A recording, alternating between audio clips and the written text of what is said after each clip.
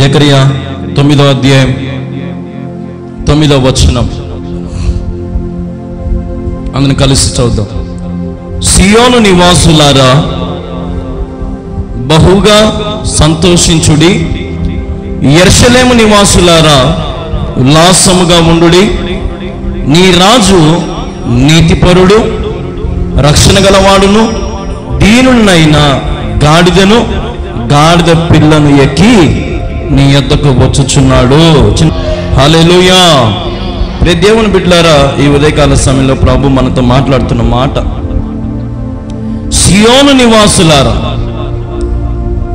బహుగా సంతోషించుడి, యెరూషలేము నివాసులారా ఉల్లాసముగా ఉండుడి. హల్లెలూయా. ఈ రోజున ప్రాముఖ్యంగా పిల్లలందరూ కూడా ఎంతో ఉల్లాసంగా ఉంటారు. ఎందుకంటే మట్టలు చేతిలో పట్టుకొని సువార్త మాదిరి తిరుగుతూ ఆడుకుంటూ ఎంజాయ్గా కొత్త బట్టలు వేసుకొని చాలా అంటే చాలా ఉల్లాసంగా సంతోషంగా ఉంటారు కదా. హల్లెలూయా. ఎందుకు ఈరోజు ఏం పెద్ద పండగ కాదు చెప్పాలంటే, యేసు ప్రభు యెరూషలేముకు వచ్చాడు అంతే, అంతకు మించి ఆడేం జరగలేక. యేసు ప్రభు యెరూషలేములోకి ఎంటర్ అయ్యాడు. ఇప్పుడు మన ఊరికి మన గడప గడప ప్రోగ్రాంకు మన ఎమ్మెల్యే గారు వచ్చారు కదా. ఎమ్మెల్యే గారు వచ్చినప్పుడు కారు ఇక్కడ ఆపగానే ప్రజలందరూ ఆయన దగ్గరికి వచ్చారు. ఎట్లా తీసుకొని ఆయనని పూలు చల్లుతూ, శాలలు కప్పుతూ, పూలు ఇచ్చేవాళ్ళు పూలు ఇస్తూ, దండలేసేవారు దండలేస్తూ, నీళ్ళు ఇచ్చేవారు నీళ్ళు, మజ్జిగ ఇచ్చేవాళ్ళు మజ్జిగ, టెంకాయ నీళ్ళు ఇచ్చేవాళ్ళు టెంకాయ నీళ్ళు, ఒక్కొక్కరు ఒక్కొక్క రకంగా కదా. ఏదైనా ఇంట్లో తినేటువంటి తినేవి తెచ్చి ఇవ్వడం, ఆయనతో ప్రేమగా మాట్లాడడం, ఆయనతో పాటు తిరగడం, ఇట్లా మనం గమనిస్తూ వచ్చినాం. మరి ఇక్కడ యేసు ప్రభు కూడా ఎంటర్ అవ్వగానే కొన్ని వేల మంది ఆయన ఘనముగా ఆహ్వానించుకున్నారు. హల్లెలూయా. ఇప్పుడు మీకు చెప్పిన మాట జకరియా 9:9. ఇది పాత నిబంధన, కొత్త నిబంధన? పాత నిబంధన. యేసు ప్రభు పుట్టింది ఎప్పుడు? యేసు ప్రభు జననం గురించి దేంట్లో ఉంది? పాత నిబంధనలో ఉండడమేమో, కానీ ఆయన ఎప్పుడు జన్మించాడంటే కొత్త నిబంధన ప్రకారము ఆయన జననము, ఆయన యొక్క మరణము, ఆయన చేసిన అద్భుతాలు, ఆయన చేసిన ఆశ్చర్యక్రియలు అన్నీ కూడా మనము కొత్త నిబంధనలో చూస్తాం. మరి ఈ జకరియా, అసలు ఈ జకరియా ఎవరు? ఒక దైవ దాసుడు, ఒక ప్రవక్త. హల్లెలూయా. ఈ జకరియా ఎవరు? ఒక ప్రవక్త. ఎవరు ఈ జకరియా అంటే? ఒక ప్రవక్త. మామూలుగా అయితే ఈ లోకంలో చాలా మంది ప్రవక్తలని చెప్పుకుంటూ ఉన్నారు కదా. నేను ప్రవక్తని, నేను జరగబోయి చెప్తాను, వచ్చే ఎలక్షన్లలో మళ్ళీ ఇల్లే గెలుస్తారు, వచ్చే నీకు గర్భఫలం పుడుతుంది అని కొంతమంది ప్రవచనాలు చెప్తూ ఉంటారు. మనం గమనిస్తే ఈ ప్రపంచం అంతట్లో ఒక్క వ్యక్తి గురించి కొన్ని వేల ప్రవచనాలు చెప్పబడి ఉన్నాయి. హల్లెలూయా. పాత నిబంధనలు మనం గమనిస్తే యేసు ప్రభు పుట్టబోతున్నాడు. యేసు ప్రభు గురించి అప్పుడే ఇక్కడ ఏం చెప్తున్నాడు? ఇక్కడ జకరియా ఏం చెప్తున్నాడు? ఇక్కడ యెరూషలేము నివాసులారా ఉల్లాసముగా ఉండుడి, మీ రాజు నీతిపరుడు, రక్షణ గలవాడు, దీనుడై గాడిద పిల్లనెక్కి నీ యొద్దకు. అబ్బా, ఇదేంది ఎంత బాగా ఊహించి చెప్తున్నాడు ఈయన. జరిగింది చెప్పడంలో అయినా జరగబోయేది చెప్తున్నాడు ఇక్కడ. హల్లెలూయా. ఎంత గొప్ప వరం. మనం ఆలోచన చేయాలి ఈ విషయం. ఇప్పుడు జకరియా అనేది పాత నిబంధనలో ఉంది. పాత నిబంధన కాలం అంతా ఎవరు అధికారం అంటే తండ్రి అయిన యెహోవా దేవుడు. మరి ఇక్కడ యేసుక్రీస్తు ప్రభు గురించి ఇంత ముందుగానే ఎంత చక్కగా ప్రవచనం చెప్పాడు ఈ దాసుడు, ఈ ప్రవక్త, ఈ పాస్టర్ గారు. ఆలోచన చేయాలి. ప్రతి దేవుని బిడ్డలారా, రాబోయే దినాలు ఎలాగుంటాయో దేవుడు ప్రవక్తలతో మాట్లాడుతూ వచ్చాడు. రాబోయే దినాలలో లోకరక్షకుడు పుట్టబోతున్నాడు, నీతిమంతుడు పుట్టబోతున్నాడని దేవుడు పాత నిబంధన గ్రంథంలో కొన్ని వేల మందితో కొన్ని వేల చోట్ల ఆయన ప్రకటిస్తూ వచ్చాడు. ప్రతి దేవుని బిడ్డలారా, వాక్యము అంగీకారమై ఉన్నదంట. హల్లెలూయా. ఈ వాక్యము మనల్ని బలపరుస్తుంది. యేసు ప్రభు ఇంకా పుట్టలే చెప్పాలంటే కదా. పుట్టక ముందు ఎంత బాగా చెప్పినాడు ఈయన. పుట్టక ముందు ఎంత బాగా చెప్పాడండి. ఆలోచన చేయండి. అది దేవుడిచ్చిన కృపావరం. ఈ ప్రవక్త ఎంతో చక్కగా యేసుక్రీస్తు ప్రభు గురించి చెప్పడానికి ఆశ కలిగి చెప్పేశాడు. అక్షరం పొల్లు పోకుండా చెప్పినాడు. చూడు, గాడిద పిల్ల ఎక్కి యెరూషలేముకు వస్తాడు, మీరందరూ ఉల్లసించి సంతోషించండి. హల్లెలూయా. మరి ఈ సీన్ ఎప్పుడు చెప్పినాడు ఈ జకరయ్య?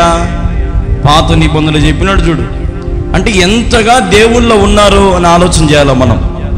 ప్రతి దేవుని బిడ్డలారా ఒకసారి చూడండి, మత్తయి సువార్త 21వ అధ్యాయం 9వ వచనాన్ని మీరు గమనించినట్లయితే, ప్రతి దేవుని బిడ్డలను గమనిస్తే, జన సమూహములో ఆయనకు ముందు వెళ్ళుచుండిన వారును వెనుక వచ్చుచుండిన వారును దావీదు కుమారునికి జయము.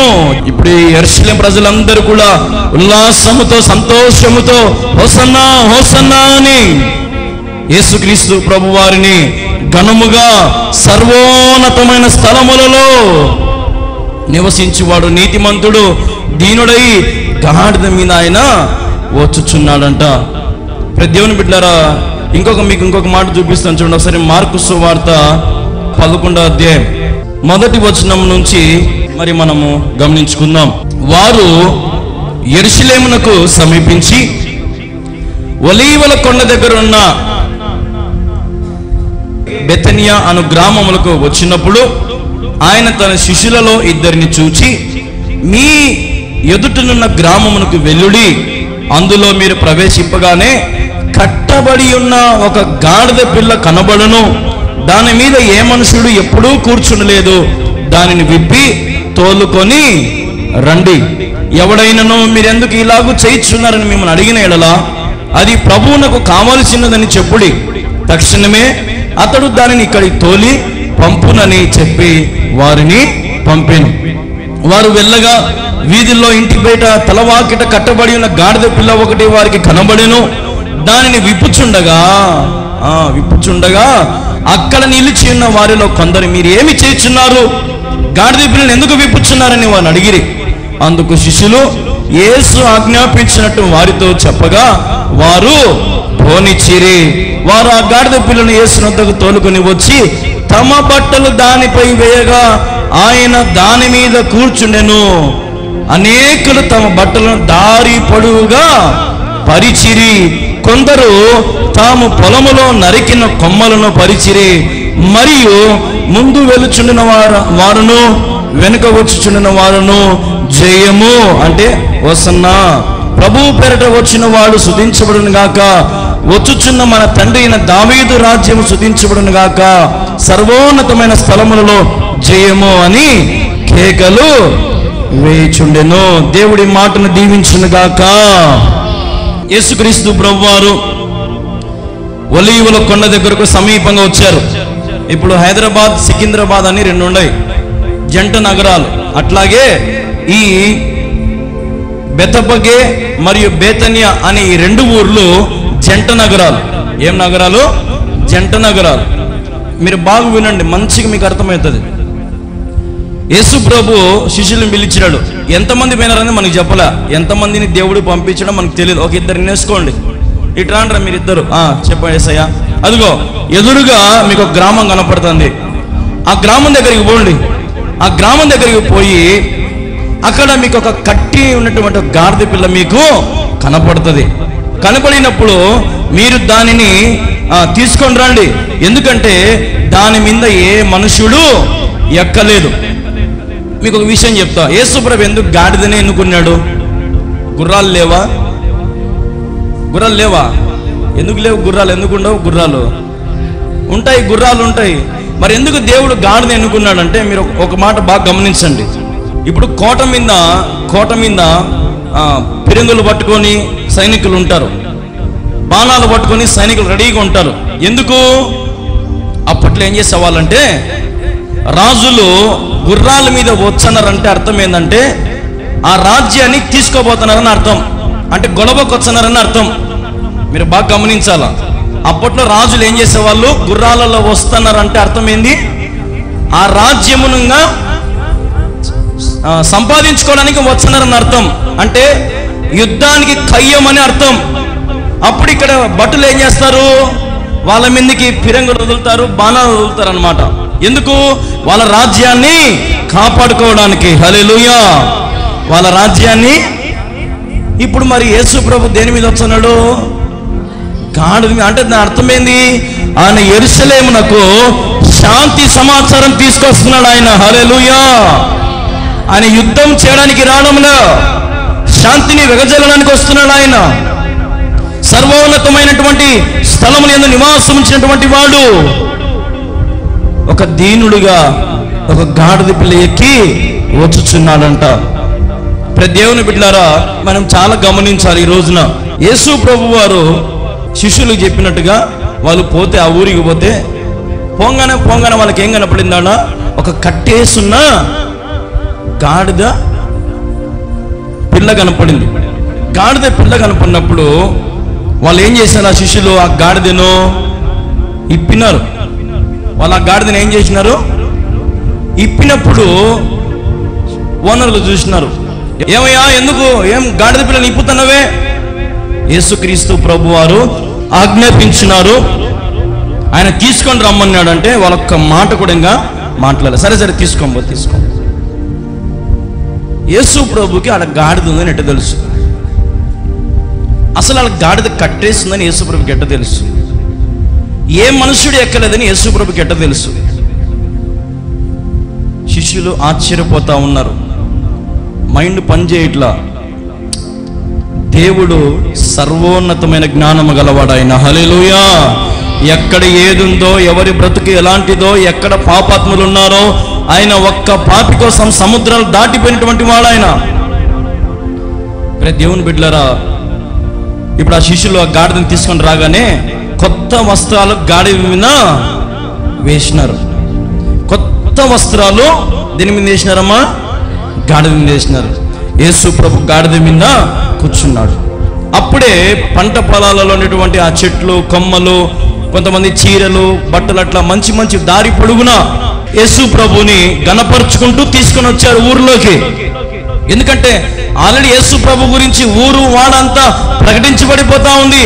ఓయమ్మ, యేసు ప్రభు గొప్పవాడు అని తెలిసిపోయింది. యేసు ప్రభు ఇప్పుడు మన ఊరికి వచ్చినాడు కాబట్టి ఆయన ఘనంగా మనము ఆహ్వానించుకుందాం అని అందరూ సంబరాలతో, ఉల్లాసంతో, సంతోషంతో యేసు ప్రభుని ఆహ్వానించుకున్నారు. అంత బాగుంది కదా, అంత బాగుంది. ఒక గ్రామములో ఉండే గాడిదను దేవుడు ఎందుకు ఇప్పమన్నాడు? ఇది ఈరోజు మన ముఖ్య అంశం. ఒక గ్రామములో ఉండే గాడిదను దేవుడు ఎందుకు ఇప్పమన్నాడు? మీకు నేను బైబిల్లోనే 2 గాడిదల గురించి మీకు చూపించాలని ఆశపడుతున్నాను. చూడండి ఒకసారి, 2 గాడిదల గురించి మీకు తెలియపరచాలని ఆశపడి. ఇర్మియా గ్రంథం 2వ అధ్యాయం 24వ వచనం. అరణ్యమునకు అలవాటు పడిన ఏం గాడిద అంటే ఇది?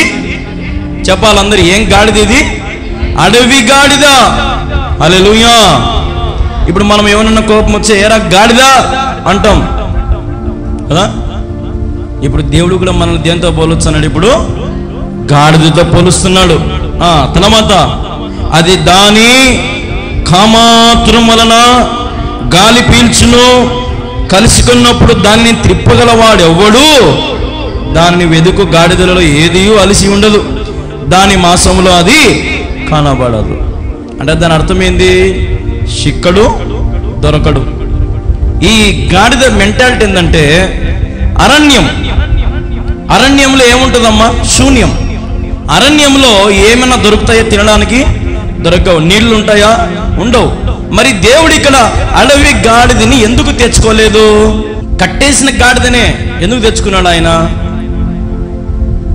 ఈ అడవి గాడిదకు ఎంత మంచి లక్షణాలు ఉన్నాయి చూడండి ఒకసారి. ఏమేమి లక్షణాలు ఉన్నాయి దీనికి? కామాతురం వలన గాలి పీల్చును.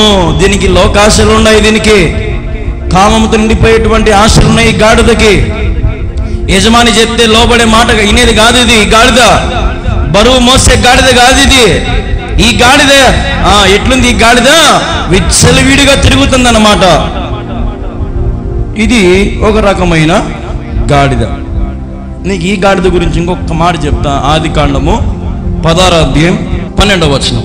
అతడు అడవి గాడి వంటి మనుషుడు, అతని చెయ్యి అందరికిని, అందరి చేతులు అతనికిని విరోధముగా ఉండును, అతడు తన సహోదరులందరి ఎదుట నివసించునని దానితో చెప్పగా, అది చూచుచున్న దేవుడు నీవే అను పేరు తనతో మాట్లాడిన యెహోవాకు పెట్టిన ఏలయనగా నన్ను చూచిన వాడిని ఎక్కడ చూచితిని కదా అని అనుకోనేను. ఇక్కడ ఎవరి ఈ అడవిగాడి దేవుడు అంటే ఇస్మాయిల్. ఇస్మాయిల్ ఇక్కడ ఒక అడవిగాడిదగా మనం చూస్తూ ఉన్నాం. ఒక అడవిగాడిద వంటి మనుష్యుడు, అతని చెయ్యి అందరి చేతులు అతనికి విరోధముగా ఉండును. అంటే ఇప్పుడు ఏదో ఒక సామెత ఉంది, పొంతలో ఏదో పసుకున్న వాళ్ళు ఉంటారు చూసినావా, నువ్వు చెప్పి నేను నువ్వు నాకు చెప్పొద్దు, వీళ్ళందరూ దేవుడు ఒకటే మాట అంటున్నాడు, అడవి గాడిదలు. ఈరోజు మనల్ని దేవుడు ఆశపడేది ఒకటే, కట్టేసున్న గాడిద మాదిరి మనం ఉండాలా. హల్లెలూయా. ఎట్లుండాలా మనము? కట్టేసిన గాడిద మాదిరి మనం ఉంటే యేసయ్య ఏదో ఒక రోజున మన సంఖ్యలను విడుదల కలిగించి పలగొట్టి ఆయన మనకు అధికారిగా నిలబడతాడు ఆయన. కాబట్టి చూడండి, 2వ గాడిద యెహోషువ 9వ అధ్యాయం 4వ వచనం. వారు కపటోపాయము చేసి రాయబారులమని వేషం వేసుకొని బయలుదేరి తమ గాడిదలకు పాత గోనెలను కట్టి పాత గిలి చినిగి కుట్టుబడి ఉన్న ద్రాక్షారసపు సిద్ధెలు తీసుకొని, హల్లెలూయా హల్లెలూయా. ఇశ్రాయేల్ ప్రజలు ఎక్కువ కాలం ఎక్కడ ఉన్నారు? ఐగుప్తులో ఉన్నారు కదా. ఇశ్రాయేల్ ప్రజలు ఎక్కడ ఉన్నారు? ఐగుప్తులో ఉన్నారు. ఇప్పుడు వాళ్ళు దాదాపు 400-500 సంవత్సరాలు ఐగుప్తులో ఉన్నారు. ఇప్పుడు వాళ్ళ సొంత ఊరికి పోవాలనుకుంటున్నారు అనమాట. యెహోషువతో దేవుడు ఒక మాట చెప్పినాడు, అద్భుతమైన మాట. ఏం చెప్పినా తెలుసా? నువ్వు అడుగు పెడితే నీకు విజయం, అంతే. హల్లెలూయా.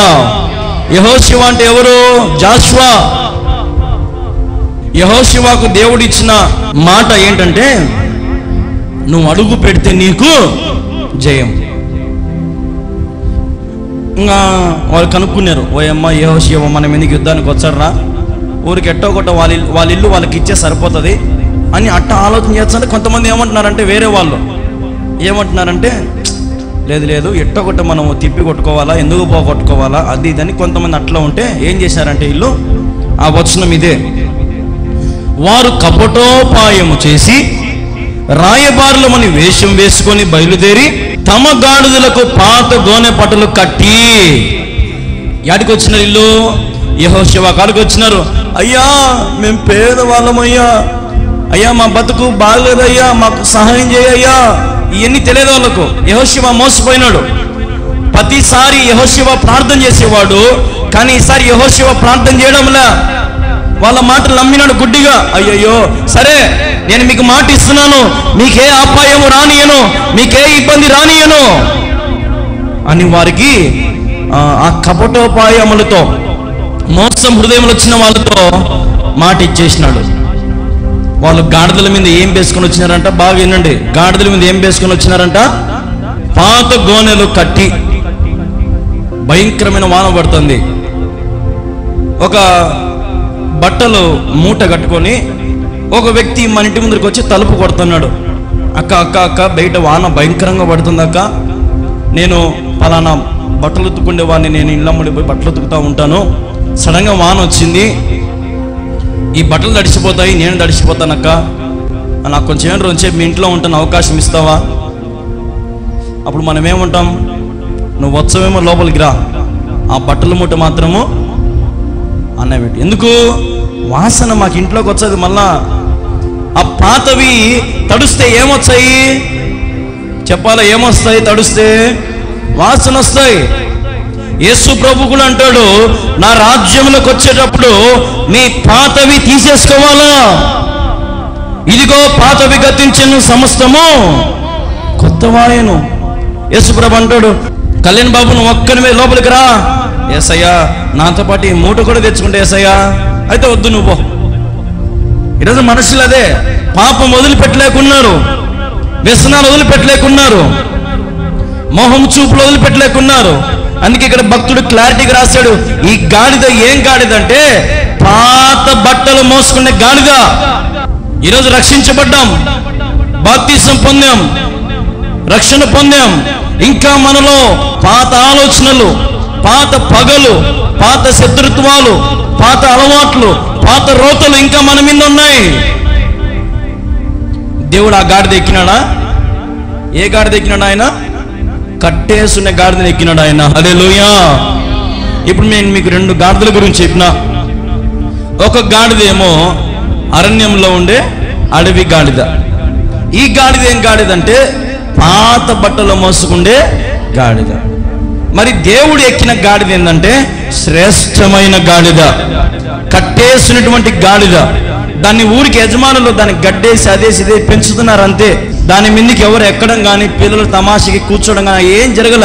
చాలా పవిత్రంగా పెరుగుతూ ఉంది అది. దేవుడు తెలుసుకున్నాడు, తన శిష్యులకు చెప్పినాడు, వెళ్ళి తీసుకుని రమ్మన్నాడు. ఇప్పుడు దేవుని బిడ్డలారా, దేవుని కావాల్సింది శ్రేష్టమైన వారు. హల్లెలూయా. దేవుని కావాల్సింది ఎవరు? శ్రేష్టమైన వారు.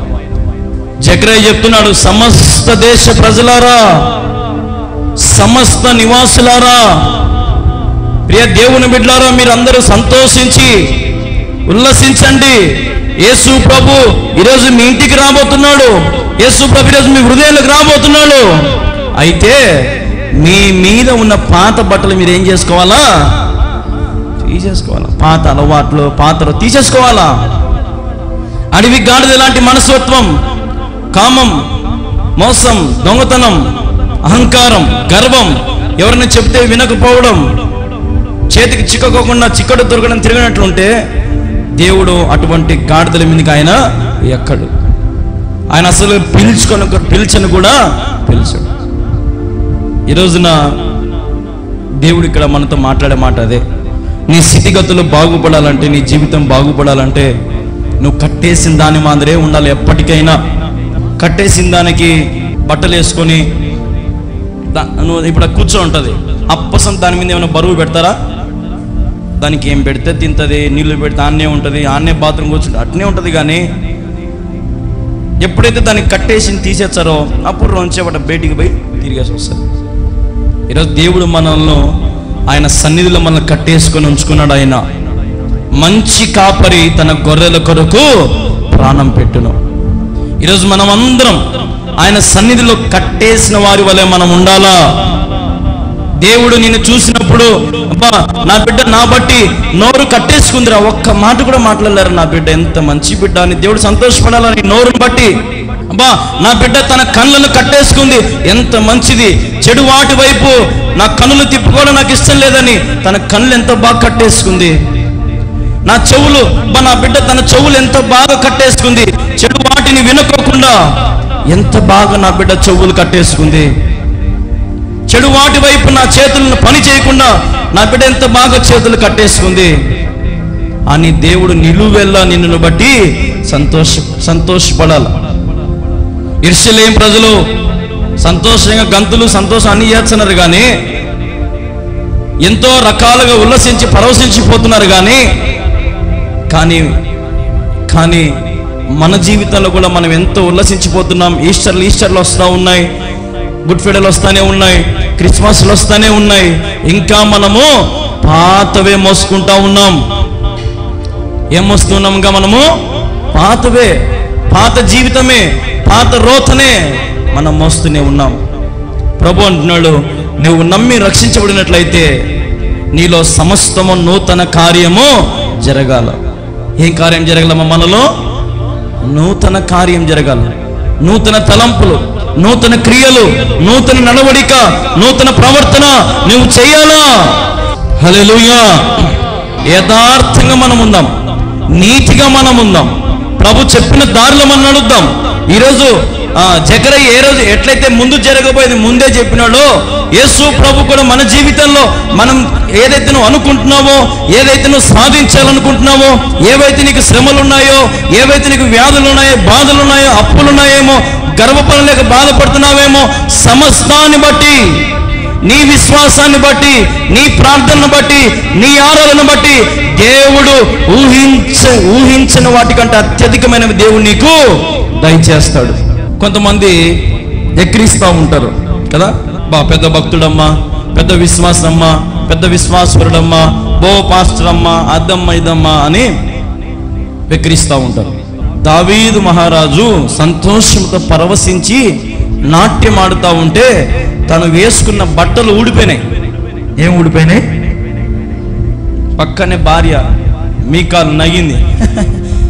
ఏం బట్టలు ఊడిపోతే కూడా దిక్కు తెల్ల నీకు, పోయచ్చున్నావు ఆరాధన అది ఇదని అనింది.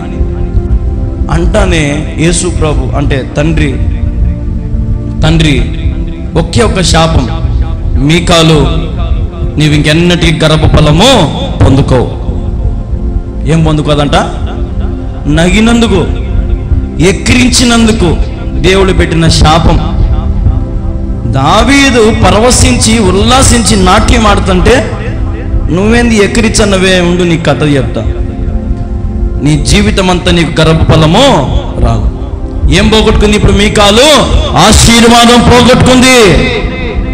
ఈరోజు మన జీవితంలో మనం ఎన్ని ఆశీర్వాదాలు పోగొట్టుకుంటున్నాము అనుకుంటున్నారో మీకు తెలియట్లా. ఎన్ని మేలులు మన చేతులారా పోగొట్టుకుంటున్నామో, దేవుని వ్యతిరేకిస్తూ, దేవుని వెరితనంగా చూస్తూ చాలా అంటే చాలా మనము నష్టపోతా ఉన్నాం. నేడు యూదుల రాజు మన కొరకే వచ్చుచున్నాడు. సియోను నివాసులారా, సియోను నివాసులారా, సమస్త దేశ ప్రజలారా, ఈరోజున ప్రభు మీకు ఒక ప్రేమతో చెప్తున్న మాట, నా యొద్దకు రండి, నేను మీకు విశ్రాంతినిస్తా, నేను మీకు నెమ్మదినిస్తా, నేను మీకు కావలసిన సమస్తం నేను మీకు ఇస్తాను. అయితే మీరు కట్టేసిన గాడిదలాగా మీరు ఉండాలి. నేను ఇచ్చన్న కదా నేను విర్రవీయద్దు, నేను ఇచ్చన్న కదా నువ్వు గంతులేయద్దు, నేను ఇచ్చన్న కదా నువ్వు ఏదో చేయొద్దు, నువ్వు కట్టేసి అట్నే ఉండు. ఒకానొక రోజున నీ కట్లు నేనే విప్పుతా, విప్పినప్పుడు నేను నీ మీదికి ఎక్కుతా. ఇప్పుడు ఎన్నో గాడిదల గురించి మనం ఇప్పుడు 2 గాడిదల గురించి చెప్పి, ఇంకా బైబిల్లో చాలా ఉన్నాయి గాడిదల గురించి. ఇప్పుడు నేను చెప్పింది 2. ఈ 2 గాడిదలు దేవుడు ఎక్కకోకుండా ఈ కట్టేసిన గాడిదని ఎక్కినాడంటే ఇప్పుడు ఆ గాడిద యొక్క ఘనత వచ్చిందా లేదా చెప్పాలా? అంతవరకు దాన్ని ఏమంటారు అందరూ, అరే గాడిదరా గాడిదరా. ఆ ఓనర్ కూడా ఏమనంటాడు, ఒరే ఆ గాడిదని కట్టేయపో, ఒరే ఆ గాడిదకు నీళ్లు పెట్టు, ఒరే ఆ గాడిదకు గడ్డిపై అని అంటాడు. ఇప్పుడు ఆ గాడిద పేరు ఏం తెలుసా? యేసయ్య ఎక్కిన గాడిద. హల్లెలూయా. ఏంది ఇప్పుడు ఆ గాడిద పేరు? యేసయ్య ఎక్కిన గాడిద. రే యేసయ్య దిగినాడు కానీ యేసయ్య ఎక్కిన గాడిద నా వల్ల కట్టయిపోరాట. ఇప్పుడు దాని పేరు ఏమో మారిపోయింది, ఇప్పుడు దాని జీవితం మారిపోయింది, దాని ఘనత వచ్చేసింది. ఆయన శాంతికి సమాధానముకు నిలవమై ఉన్నాడు ఆయన. హల్లెలూయా. శాంతికి సమాధానం వెగజల్లేవాడు ఆయన. అశేషమైన ప్రజలు ఆయనను ఘనమైనటువంటి స్వాగతంతో స్వాగతిస్తూ ఉంటే ఆ గాడిద ఎంత సంతోషపడింటదో. యేసయ్య నన్ను అందుక నువ్వు పుట్టించింది, అందుక ఆ గ్రామంలో నన్ను కట్టేసిన యజమానుడు పెంచాడు, ఈ రోజు నాకు నువ్వు విడుదల ఇచ్చినావు, నా మీద నువ్వు కూర్చోన్నావు కదా యేసయ్య అని ఎంత సంతోషపడి ఎంత గర్వపడి ఉంటుంది అనుకున్నారు ఆ గాడిద. ఈరోజు దేవుడు మన జీవితంలో కూడా ఖచ్చితంగా ఏదో ఒక సమయంలో మనకు మేలు జరిగిస్తాడు ఆయన. ఖచ్చితంగా ఏదో ఒక సమయంలో నిన్ను తప్పక హెచ్చిస్తాడు ఆయన. 10 మందిలో నిన్ను ఒక స్థాయిలో నిలబెట్టగలను ఆయన. అయితే నువ్వేం చేయాలా? ఎదురు చూడాలా మనం. ప్రతి దేవుని బిడ్డలారా, ఈరోజున సమర్పణ నీలో ఉండాలి. వేరే గాడిదలన్నీ బట్టలు మోసుకుంటా ఉంటాయి, బరువులు మోసుకుంటా తిరిగి ఉంటాయి. అప్పట్లో వ్యాపారస్తులు ఏం చేసేవాళ్ళంటే అన్ని గాడిదల మీద వేసి తీసుకొని పోయేవాళ్ళు అప్పట్లో కదా.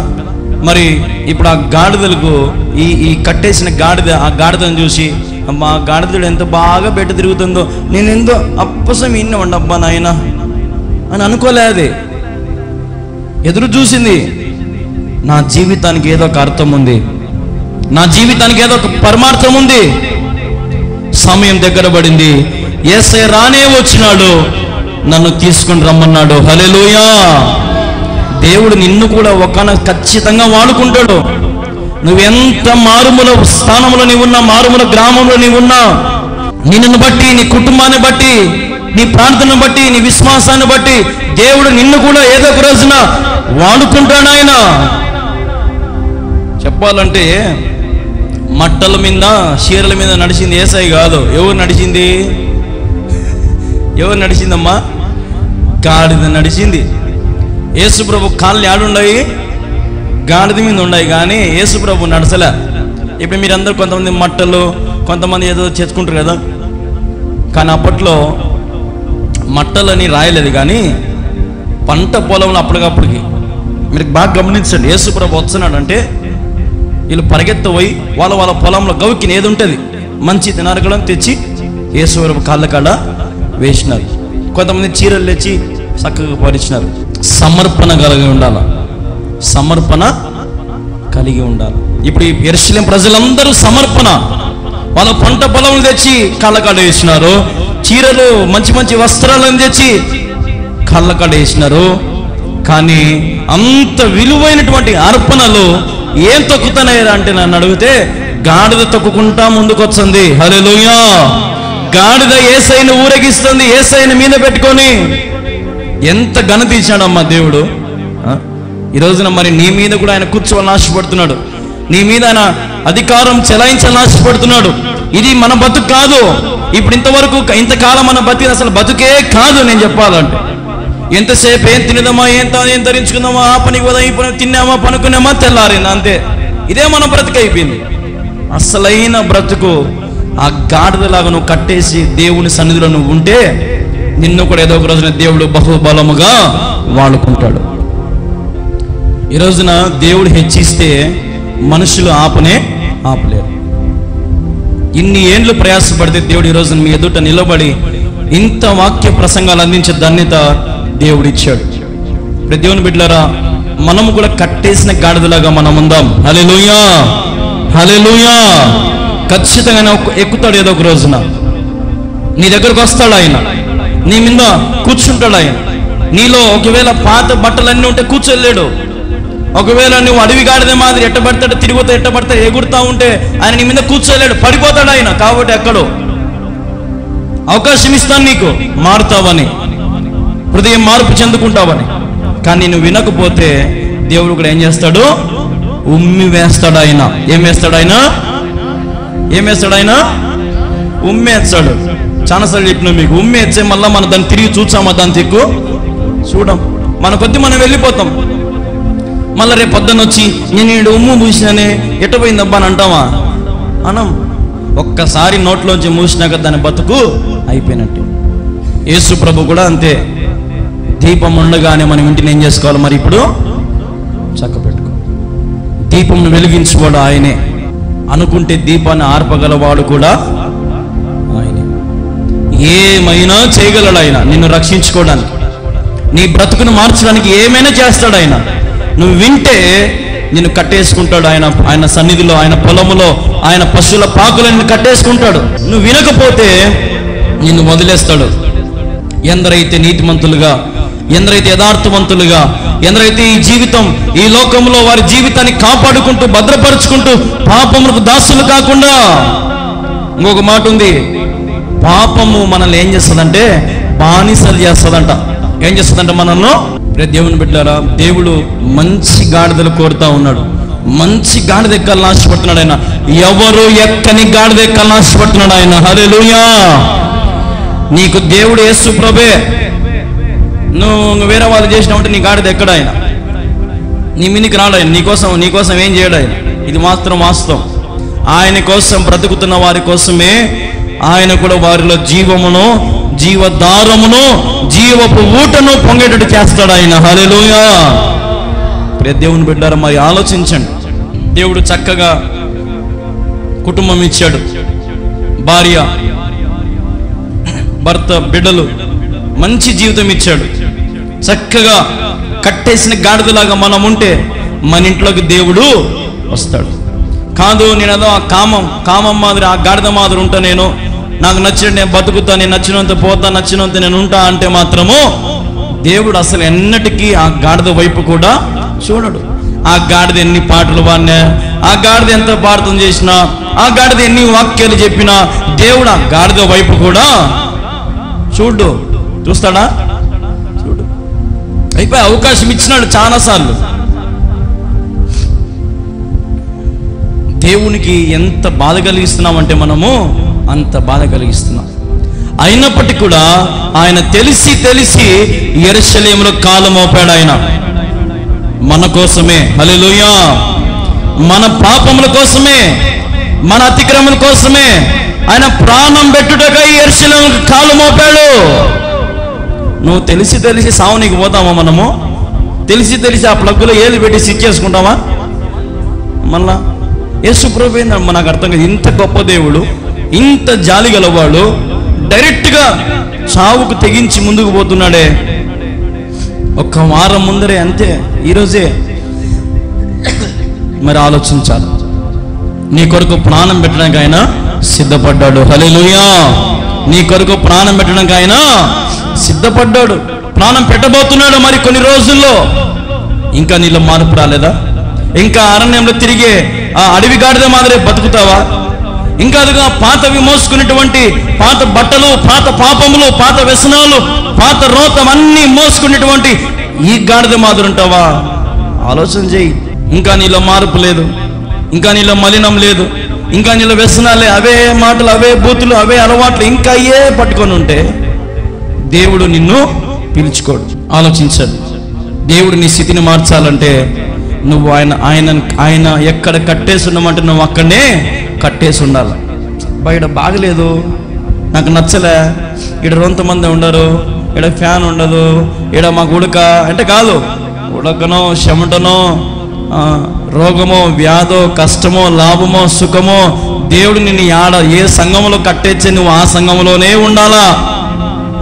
ఎక్కడ నీకు వాక్యము బలంగా ఉందో, ఎక్కడ నీ ఆత్మకు క్షేమకరంగా ఉందో, ఎక్కడ నీ ఆత్మకు సమృద్ధిగా ఉందో, ఎక్కడ నీ ఆత్మకు శాంతి కలుగుతుందో అక్కడనే నువ్వు కట్టేసుకొని ఉండాలా.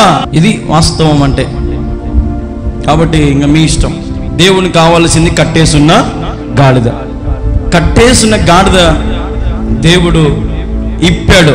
ఇప్పినప్పుడు ఆ గాడిద ఎంత సంతోషపడి ఉంటుందో కదా. హల్లెలూయా.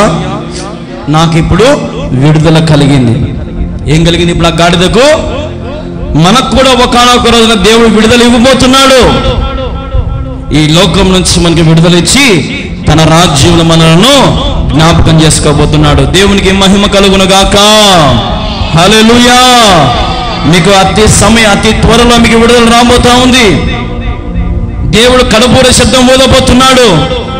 అంటిల్ దెన్, అంతవరకు నమ్మకంగా ఉండు.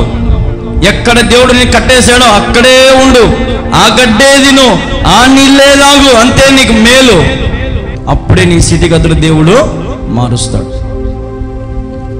మట్లాది వారాలు వచ్చానే ఉంటాయి, పోతానే ఉంటాయి.